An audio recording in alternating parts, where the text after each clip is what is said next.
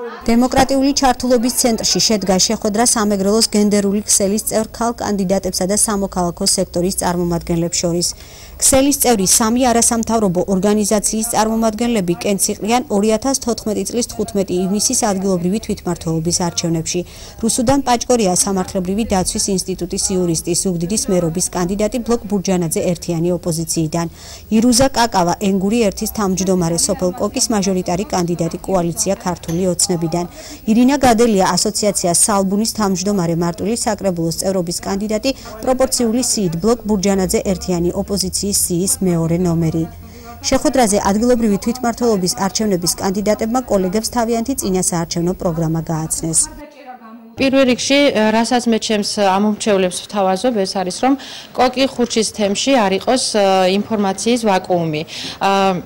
მეორე რასაც ვთავაზობ, ეს არის, რომ ესე იგი კოკის თემში მცხოვრები, ქალების, გოგონების და მთლიანად მოსახლეობის ცოდნისა და გამოცდილების პოტენციალის რეალიზებას.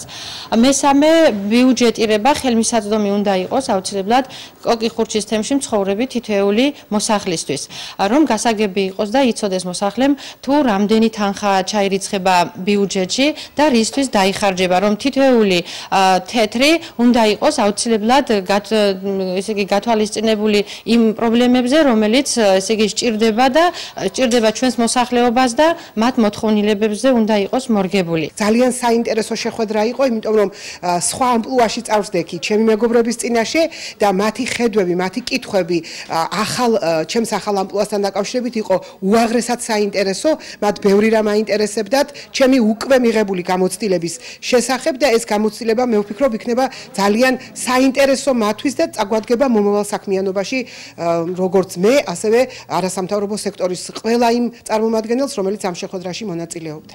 სამეგრელოს გენდერული ქსელი 2010 წლიდან მუშაობს სამეგრელოში. ქსელის მიზანია გენდერულ საკითხებზე მომუშავე ორგანიზაციების კონსოლიდირება და კოორდინაცია სამოქალაქო საზოგადოების მშენებლობისა და რეგიონის ქალთა პრობლემების მოგვარების ხელშეწყობისთვის.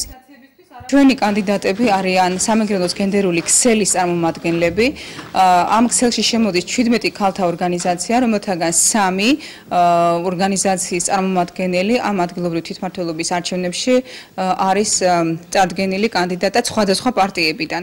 და ჩვენი შეხვედრის მიზანი არის სწორედ ის, რომ მათ გაგვაცნოთ თავიანთი საარჩევნო პროგრამა, გაიმართოთ დისკუსია და მათი ხედვა თუ როგორ წარმოუდგენიათ იმ პრობლემების მოგვარება, რაც არის ჩვენს ქალაქში, ჩვენს რეგიონში. შეხვედრა კითხვა-პასუხის რეჟიმში წარიმართა.